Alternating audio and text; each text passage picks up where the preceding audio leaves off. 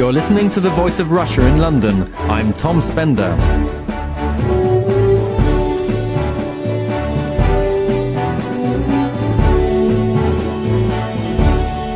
Last week, academics at Cambridge University announced they were setting up a centre to ponder the risk to humanity from so-called artificially intelligent machines that could one day outwit us.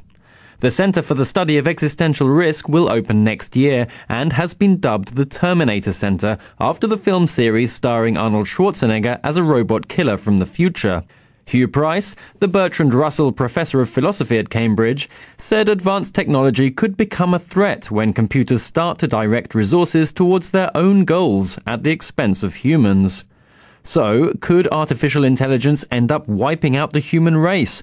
And if so, how?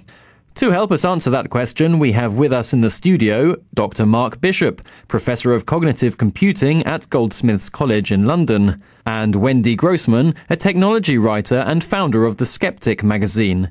And on the phone, we have Noel Sharkey, Professor of Artificial Intelligence and Robotics at the University of Sheffield, and Nick Bostrom, Director of the Future of Humanity Institute at Oxford University. So, if I may, I'll start with Nick Bostrom. What is the threat and how could it come about, Mr. Bostrom? It's not so much that computers or current AI systems pose a danger. It's more that if progress continues, then at some point we might figure out how to build computers that have general intelligence, like humans do, and that match us in general cleverness. And then at some point after that, computers that are super intelligent. And I think anything that is super intelligent is potentially very powerful for the same reasons that humans are very powerful relative to other animals, because we are more intelligent, not because we are stronger. Okay. Mark Bishop, what do you make of that? Well, I kind of take the opposite position to Nick here, in that I think there's a very real and present danger now about AI systems that are fielded in the world. And I'm kind of sceptical about the notion that we'll build a general intelligence that will match human cognition in all its wonderful glories. The sort of danger that science fiction portrays of having robots and machines that match humans in all our capabilities, I'm a little bit sceptical of. Okay. Wendy Grossman, artificial intelligence that does threaten the human race, could that happen? I think there are lots of things to be afraid of. And I think one of them is that we will be stupid enough to build systems that we can't recover from. If we are not smart about how we build systems and we become too dependent on them, then we don't sort of build in recovery mechanisms. And I think that's actually really important. The other thing I wanted to say is I'm actually kind of more frightened by synthetic biology and some of the things that are going on in that line than I am by the prospect that my computer is going to decide to run the house for its own benefit rather than mine. Okay, well, synthetic biology, we'll come back to that perhaps. Noel Sharkey, what do you think poses the greater threat? Actual robot consciousness or the malfunctioning of existing systems? I'm not very worried about robot consciousness. Nick Bostrom, by the way, can be talking about very long into the future. And essentially, I'm a scientific skeptic. And what I mean by that is I'm a scientist. So I would have to say I just don't know, and nor does anybody else. I have no idea. I have seen no evidence to suggest that we're moving towards greater intelligence. There's a lot of talk about Moore's law, faster processing machines, great work in artificial intelligence. I really like artificial intelligence, but faster processing doesn't mean an intelligent machine in any sense. And one of the things about AI, certain parts of AI, there are many mysteries about mind and about consciousness, and in a sense, AI exploits those mysteries and then puts forward the notion that either you believe that everything can be computational, otherwise you believe in the supernatural. And it's not quite like that. Really, my biggest concerns are with the other two studio guests, Wendy and Mark, about the current applications of AI, which are very dangerous. And it's particularly dangerous when people don't give enough attention to the limitations and imagine that, it's all okay, machines are going to be so intelligent, we can let them do these things. And in particular, the military, which is something I've been working on for a number of years now, and trying to get the United States and other countries to stop developing autonomous robot weapons because they can't discriminate between children, civilians, and combatants. Okay, so Nick Bostrom, you're faced with some skepticism. But I would like to ask you how you think, can you give some sort of concrete examples, as it were, of how artificial intelligence could develop into a threat for humanity?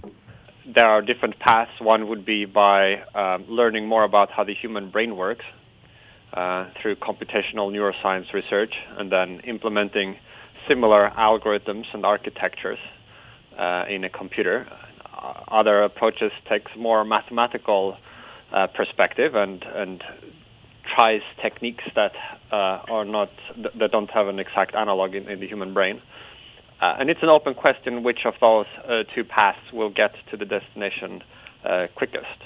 But what kind of, once that point is arrived at, what kind of decisions might this artificial intelligence make that would be detrimental to the human race? Well, most possible goals a system could have would be incompatible with the survival of our species. So unless we engineer this hypothetical future superintelligent AI such that it would have goals and values that are consistent with human flourishing, then we could not count on us having a place in the future. I mean, we can look at just how humans treat other animals. We are in the throes of a great mass extinction event, and lots of species are being wiped out, not so much because we hate them, but because we have other plans for their habitats. And I think that's the most likely scenario. If we succumbed to some form of machine intelligence, it would not be because it hated us, but because we are made of atoms, and those atoms could be used for other things than running human organisms. Well, that's a good point. Would anybody else like to jump in on this? I'd like to say that I think Nick might be conflating questions of epistemology and ontology when he claims that building and investigating computational neuroscience models of the brain help us instantiate a brain. Computational neuroscience is all about understanding mechanisms. It isn't about building brains. Now, that was Mark Bishop. Wendy Grossman, any thoughts? Not really. Can I come back to yes, that? Of course. Because there certainly are people working in AI who are looking to draw inspiration from the brain, and indeed techniques like neural networks or reinforcement learning have been inspired by advances made by neuroscientists. Now, as of yet, we don't really understand at any adequate level how higher order thought is implemented in the brain. So we just can't import techniques from neuroscience into AI in more than these limited areas. But if and when neuroscientists figure out more, then the same computational principles that the brain uses, using an organic computing substrate, could then be implemented in a silicon computing substrate. You're listening to The Voice of Russia in London. I'm Tom Spender, and we're talking about artificial intelligence. Joining me are Mark Bishop, Wendy Grossman, Noel Sharkey, and Nick Bostrom. Wendy Grossman, you were talking earlier, I think, before we started this discussion, on the singularity moment, which is the actual time when machines, if it does indeed happen, sort of surpass the human race. Is there any... Nick Bostrom was saying that it's unclear when or if this moment might be arrived at, but what do you think about the actual timescale? Well, there's a guy at Oxford named Stuart Armstrong who did a very nice presentation at the recent Singularity Summit, showing conclusively, I thought, that nobody has any clue when it might be, because he analyzed all the predictions of times that people have made that are in the database maintained by the Singularity Institute, and there was just absolutely no pattern to them. So you'd be asking me to make a random guess, which... You might as well. Everybody else does. Well, the usual interpretation is that people pick a time that is just on the horizon of when they might live to see it. All right. So a lack of clarity there about when this could happen. But obviously some people do believe that it is a significant possibility. Otherwise, for example, this centre at Cambridge University would not be being set up. Well, I think their remit is wider.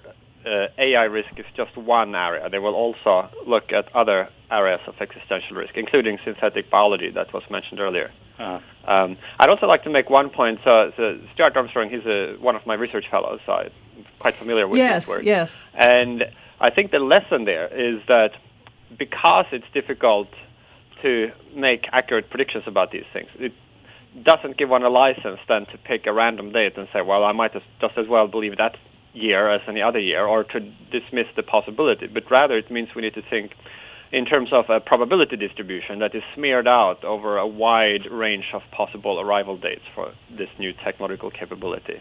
But I'd like to pull Nick up on a question that Noel raised earlier on, that where is the direct link between computer clock speed or processing power or memory size and intelligence? I was going to ask that because there is this presumption, and I think it's a prejudice of very smart people that the more intelligence you throw at something, the better your results are going to be. Yeah, I was just going to sort of finesse that response slightly in that we can build systems that behave intelligently by having very, very powerful processors and lots of memory. For example, like the Watson program and machine translations tend to work by using large statistical techniques these days, but that isn't the same as building a computational mind or instantiating human thought. So, Nick Bostrom, the question is, what is the link between processing power and actual intelligence? Well, processing power would make it a little bit easier to achieve AI. There's not many processing steps between input, if you think of it in these computational terms, which I don't, but between input of the human visual system and our sensorimotor outputs. So why are you drawing a correlation? Well, I said it would make it somewhat easier because one of the things you can do with more computing power is to run more computational experiments on your new clever algorithms that you've discovered. The key thing that we're missing, of course, is probably the right algorithmic solutions. Now, it might also be that if you went the neuromorphic path, if you really tried to build an AI by modeling it very closely on the human brain, then you would need quite a lot of computing power just to be able to emulate the human brain. And we are not quite there yet, although we're getting closer. The human brain is quite a powerful computer. It's just massively parallel. And at what level of analysis do you want to? On what he means by we're getting closer. What's the evidence for closer? Nick, what is the evidence for closer? Well, I mean, we're getting closer to the end of the world, right? Like every day, by definition, we're getting closer to everything that's in the future. What do you mean by closer to human-level brain processing? In what sense? The computers are getting faster. Yeah, and so there's some amount of... The question to you was, what's the relationship between processing speed and brain mechanism? And you can't say that it's getting closer to brain mechanism because it's getting faster in answer to that. Well, you're going around the because circle there's some certain amount of computing power that would be necessary if one wanted to run an emulation of the human nervous system. And I don't think we yet have that amount of computing power. I think Nick's making what's called the first step fallacy here. Because we can do things with faster computers, we can build more interesting neural networks. We can get better computers to play better games of chess. It appears that just by having ever more powerful computers will inch towards human cognition and a full understanding of human intelligence. But I think he might be guilty of what Dreyfus calls a first step fallacy. So Mark Bishop, how, in your opinion, how smart are today's computers? That's a very loaded question. I think the meaning of a computation is in its use by humans, and so depending on the context, a small child might interact with a really simple calculator or simple toy and think it's really, really clever. A very clever professor of philosophy like Nick might interact with, say, a machine like Cleverbot, which is a system where you can have very impoverished conversations with a computational agent and think it very poor. So I think there isn't a yes or no, a right or wrong answer to that question, in my opinion. Don't you think that the whole thing of something being clever is partly an effect of the observer? That, you know, if it does something unexpected and that you didn't think a computer could do, then it seems really clever and an astonishing thing. Well, Ron Crisley, in an article called Inman Harvey, in an article called Evolving Robot Consciousness, wrote that one of the reasons we might ascribe intelligence to a system if we can't predict its actions, if the control is so complicated that it isn't obvious even to its designer what it's going to do next. It also seems to me that, particularly when you start talking about robots and things that move autonomously, that we're biologically wired to think that things that can move by themselves are more intelligent than things that can't. The problem here is that I think that anthropomorphism and zoomorphism, which is attributing animal characteristics to robots, you can't help but do it. We're people as well, us researchers and scientists, and I think it infects us and it makes us talk about things like super intelligent machines and Terminators, which is kind of almost ludicrous in many ways when there's so little evidence for it. Okay, so I think we're all broadly agreed that at least today, artificial intelligence hasn't evolved to the point where it is a big threat. But I do want to bring you in, Noel Sharkey. You mentioned Terminators. I mean, the military area is one area in which a lot of research is being done into robots which don't necessarily make their own conscious decisions, which are directed by human beings and which can be used to kind of wreak death and destruction. And you're very concerned about this, is that right? Yes, I am. Well, the idea of decision as well, it's a terminological thing, and the words like autonomy, they don't mean the same in computer science as they mean in the real world. A decision in a computer, for instance, is simply an if-then. So you could say to a robot, go to GPS region 4057, if heat signature detected, fire your weapon. That would be called a decision. So when people are talking about decisions, that's the kind of decisions. And I've been tracking the military now for some time, and there are massive plans afoot to develop autonomous robotic systems that can go out and kill for themselves. And this year, well, about 3-4 weeks ago, Human Rights Watch published a report called Losing Humanity, the Case Against Killer Robots. And between them and us, we're starting now a massive campaign with a lot of NGOs to try and get international prohibition. Because one of the things is that there's massive proliferation of drone technology. We all know about drones and the sort of strikes the CIA are doing. And I don't want to put autonomous robots in their hands.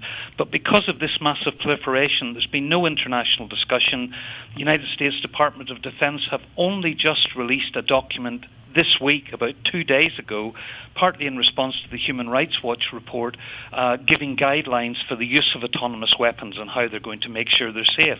But what they're always blinkered, because what they're not thinking is the massive proliferation. China are developing autonomous air-to-air combat systems. Russia have the SCAT, which is an autonomous fighter. And people are thinking, oh, we'll put these regulations in place. But they're not thinking about how algorithms or programs interact when they meet each other. So there's no way that any of these countries who are developing these systems are going to expose their algorithms to each other, their attack algorithms. So when these devices meet, there's no way, it's unpredictable, it's very unforeseeable what will happen and what unjustifiable harm will come to civilians. And like Noel, as someone who's worked at the coalface of AI for a long time now, it just terrifies me, the idea that we can get these, in quotes, scare quotes, autonomous systems let loose on the world. I can just foresee there's going to be a big problem happening in our lifetime. Never mind worrying about AGIs and machine consciousness. I think this is the problem that Noel highlights is very, very real, and we all ought to be concerned about it. So what are the risks of such a clash of algorithms? It's unpredictable. They could crash into a city, they could shoot people randomly. I mean, it's absolutely absurd. Yeah. But it's not just the clash of algorithms. There's no AI system on this planet, and I can't see it happening, that could discriminate between a civilian and a combatant. Unless they were wearing like brightly coloured uniforms or RFID tags, but certainly in this kind of insurgent, irregular warfare we have now, to send robots to pick out suspects and kill them is absolutely ridiculous.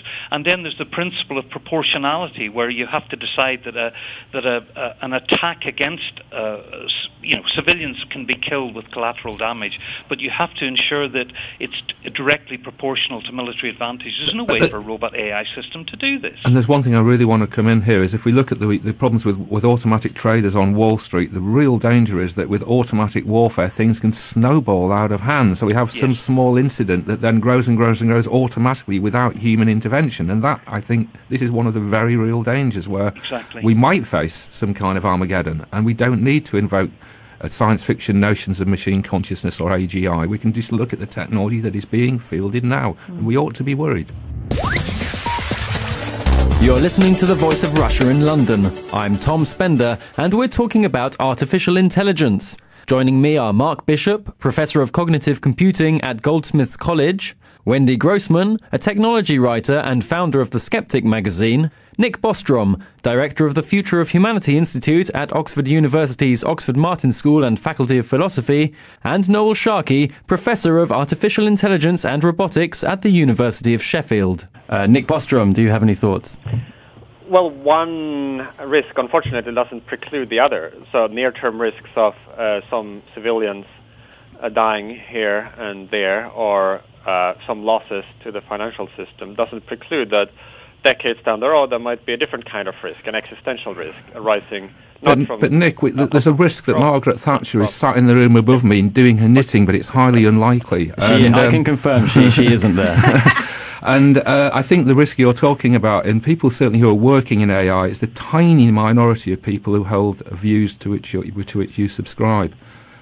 Well, that's why I think there is a sort of challenge at hand to try to bring better minds to focus on some of these longer-term challenges as well as the more near-term challenges we're facing. Nick Bostrom, do you think in the scenario that you invoke of machine consciousness wishing to or just feeling like eliminating the human race, that they could in fact take over sophisticated weapons systems and infrastructure systems such as those governing the financial world and turn them against the human race?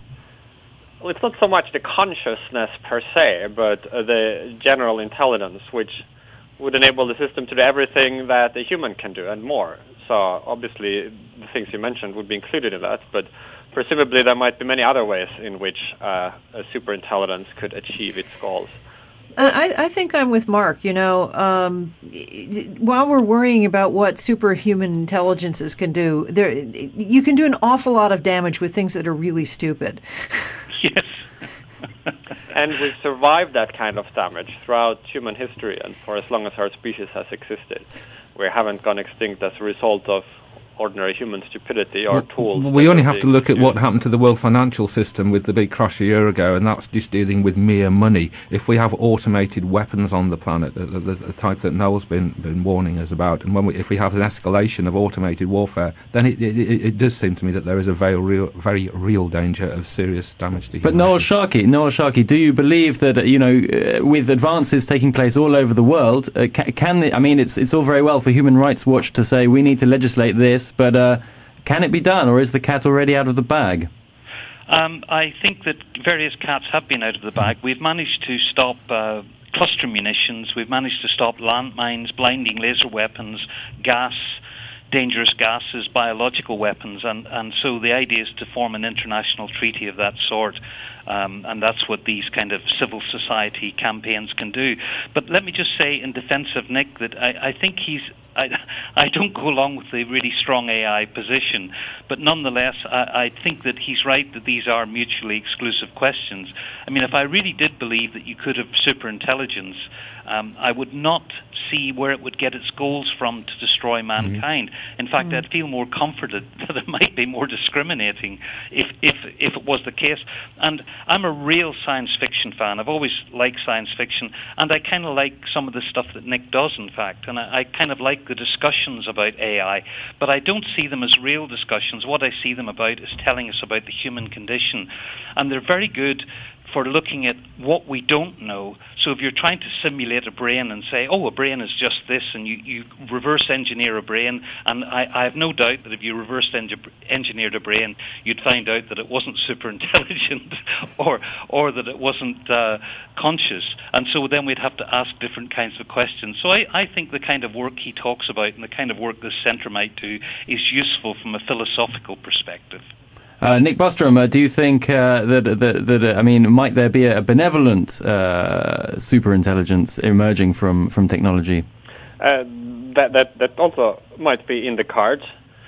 So it depends on how exactly it would be created and designed. So I think there would be some very difficult technical problems there in terms of the engineering of a motivation system that would be stable under iterative self-improvement and that could make a superintelligence actually achieve something that would be humanly valuable. And I think it's definitely possible, but it might be extremely difficult. Okay. So Nick's arguing here that it's easier for a machine to be totally destructive and wipe out mankind than it is to engineer one that's benevolent. Is that asymmetry really exist? Well, there's sort of more ways to... It's easier to destroy a television set than to build a television set. Well, that may be the case, but we're going to have to wind up now because we've reached the end of our allocated just time. When we got warmed up. Just as you got warmed up, I'm going to ask you all to make a sort of brief closing remark, and then we'll wind it up. So, Mark Bishop, I'd like to conclude with an anecdote. Many years ago, I heard a guy called Hugo de Garis give a presentation at the University of Reading Cybernetics Department, and Hugo was working on the Japanese fifth generation project at the time and had a huge grant to build a robot cat. And I understand that they got the engineering right. They'd got a pretty good mechanical system all ready to go. And Hugo was saying, yes, we've built this massive hardware neural network. All I've got to now is wire the two things together, and hey presto, I've got a working cat. Well, that was about 5 years ago, and I still yet to see any video of such a thing walking around or doing anything remotely cat-like. Just having raw processing power and the mechanics alone is not enough to get intelligent behavior. Wendy Grossman. I think I will go with quoting the famous American comic strip Pogo, in which he said, "We have met the enemy and he is us." I think we're our biggest problem, not anything we've built yet. Noel Sharkey. Well, my biggest concern about AI is that it's always been subject to overclaiming and hyping and making the public think that it does a lot more than it does. And this does a great deal of disservice to the field. As Wendy pointed out earlier, you get people always talk on the corner of 25, 50 years, but the public and the funders start getting fed up with overinflated claims and stop funding our field, and that is a real danger. But the biggest danger to me is people believing these overclaims and going about developing weapons systems based on nonsense. Nick Bostrom.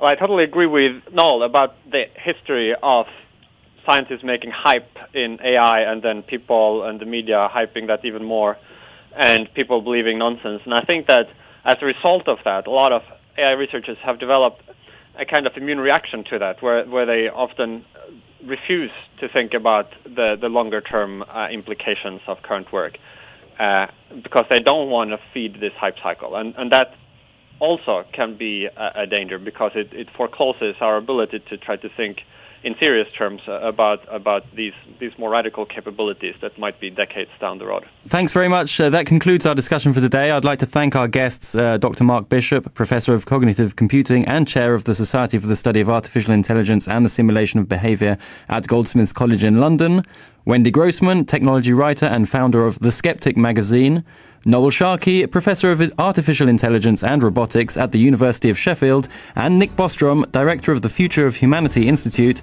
at Oxford University's Oxford Martin School and Faculty of Philosophy. Thank you all very much. Or the malfunctioning of existing systems. I'm not very worried about robot consciousness. Nick Bostrom, by the way, can be talking about very long into the future. And essentially, I'm a scientific skeptic. And what I mean by that is I'm a scientist. So I would have to say I just don't know, and nor does anybody else. I have no idea. I have seen no evidence to suggest that we're moving towards greater intelligence. There's a lot of talk about Moore's law, faster processing machines, great work in artificial intelligence. I really like artificial intelligence, but faster processing doesn't mean an intelligent machine in any sense. And one of the things about AI, certain parts of AI, there are many mysteries about mind and about consciousness, and in a sense, AI exploits those mysteries and then puts forward the notion that either you believe humans. So, could artificial intelligence end up wiping out the human race? And if so, how? To help us answer that question, we have with us in the studio Dr. Mark Bishop, Professor of Cognitive Computing at Goldsmiths College in London. and Wendy Grossman, a technology writer and founder of The Skeptic magazine. And on the phone, we have Noel Sharkey, Professor of Artificial Intelligence and Robotics at the University of Sheffield, and Nick Bostrom, Director of the Future of Humanity Institute at Oxford University. So, if I may, I'll start with Nick Bostrom.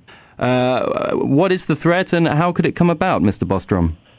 It's not so much that computers or current AI systems pose a danger. It's more that if progress continues. You're listening to The Voice of Russia in London. I'm Tom Spender.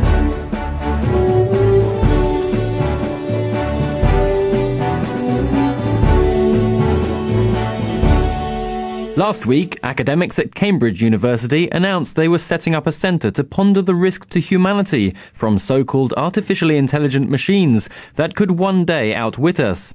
The Centre for the Study of Existential Risk will open next year and has been dubbed the Terminator Centre after the film series starring Arnold Schwarzenegger as a robot killer from the future. Hugh Price, the Bertrand Russell Professor of Philosophy at Cambridge, said advanced technology could become a threat when computers start to direct resources towards their own goals at the expense of humans. Then at some point we might figure out how to build computers that have general intelligence like humans do, and that match us in general cleverness. And then at some point after that, computers that are super intelligent. And I think anything that is super intelligent is potentially very powerful for the same reasons that humans are very powerful relative to other animals, because we are more intelligent, not because we are stronger. Okay. Mark Bishop, what do you make of that? Well, I kind of take the opposite position to Nick here, in that I think there's a very real and present danger now about AI systems that are fielded in the world. And I'm kind of sceptical about the notion that we'll build a general intelligence that will match human cognition in all its wonderful glories. The sort of danger that science fiction portrays of having robots and machines that match humans in all our capabilities, I'm a little bit sceptical of. Okay. Wendy Grossman, artificial intelligence that does threaten the human race, could that happen? I think there are lots of things to be afraid of. And I think one of them is that we will be stupid enough to build systems that we can't recover from. If we are not smart about how we build systems and we become too dependent on them, then we don't sort of build in recovery mechanisms. And I think that's actually really important.